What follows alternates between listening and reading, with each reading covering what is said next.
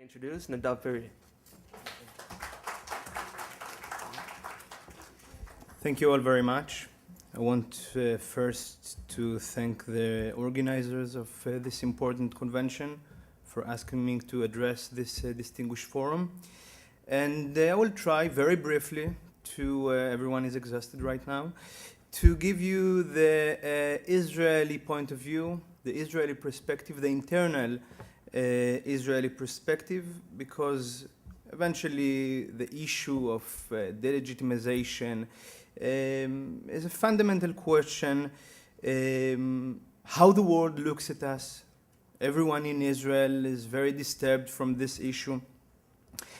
It seems that a lot of Israelis and of course the Israeli media tend to deal with this issue, but still I'm not sure whether people in Israel do fully understand how severe is the situation and how big is the problem. Everyone knows the Palestinians, they launch a very effective, very calculated campaign against Israel. They haven't done it alone. They have a few countries, Arab countries, they have a lot of NGOs, Western NGOs backing them.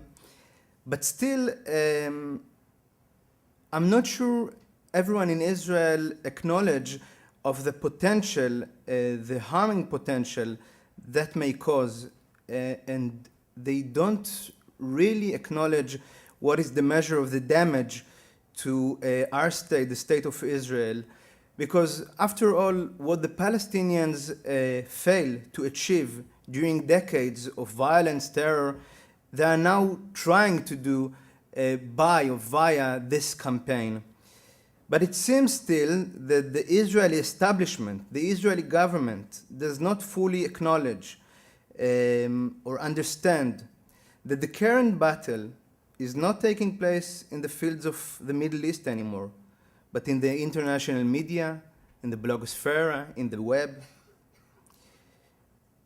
It seems that our government, not just current government, but also previous government, did not pay enough attention, did not invest enough energy, resource, money, efforts, while governments in the region, other governments in the region, other states, invest millions of their taxpayers' money in order to struggle to delegitimize Israel. The Israelis, most of them, they are very concerned, but they are not very care. How does it goes together? It does, because if they would care, they would fight back. And it seems that we haven't appeared in the ring yet. This campaign is, of course, undermining the fundamental of our existence, and we do nothing. We have not got into the court, the battle court, the new battle court.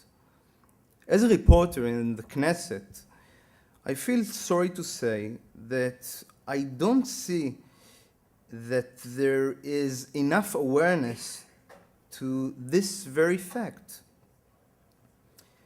We ask ourselves whether we give sometimes a dangerous weapon to our enemies. We have to ask ourselves whether we give a dangerous weapon to our enemy. Take, for instance, the current legislation that has been promoted in the Knesset during the last several years. Especially, I mean, legislations that attacks, in a way, some Arab population, some NGOs. We have to ask, we can oppose this legislation, we can support it, but we have to ask ourselves whether we give a tool for our enemies to attack us back. In addition to what I've just mentioned, it is often seems that Israelis just want us, the media, to leave them alone. They don't want to hear about the international public opinion. They're all against us. They are biased. That's what they are saying, which is, I guess, accurate in a way. But still, do we have an alternative? Israelis today want to improve their daily life and want the media to leave them alone with existential question of war and peace, international public opinion. Now, I'm sorry, I have more questions than answers. I know that Israeli media has no tools to fight this situation alone. It will always be perceived as biased.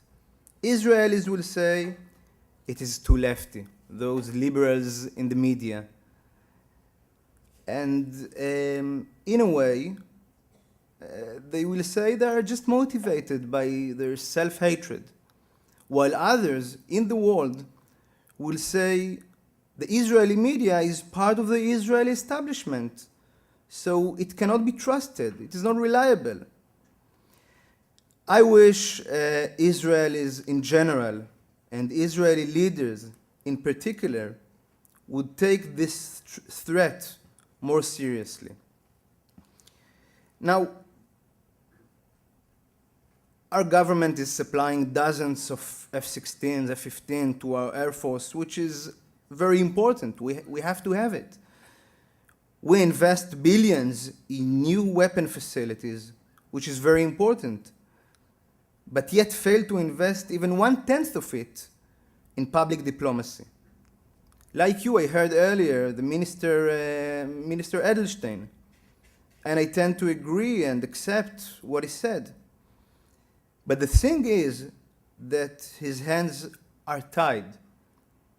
He is not the Prime Minister, nor Finance Minister. He does not decide what will be his ministry yearly budget, what tools or resources will he get. Now just try to compare his ministry minimal budget to the resources and budget that the defense ministry get each and every year. It will give you the bottom line. Now allow me, before I'm concluding, to share an experience with you. A few years ago, I took a short visit. I've been to London, and I had the opportunity to make a short visit to the headquarters of Press TV. Press TV in London. Press TV is the Iranian English news channel, broadcast in English to the world. In the hallway, I noticed the posters, flyers, brochures calling to boycott Israel, BDS and all, and to annihilate the states of Israel and all. And I asked myself, and I still ask myself, where are the Israelis' flyers? Where are the posters? Where is the Israeli Press TV?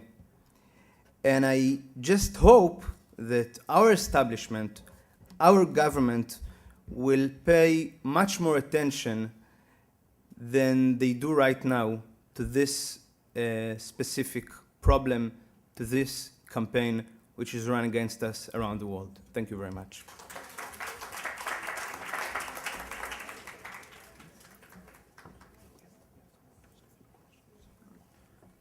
Thank you, Nadav. We have time for just a few questions.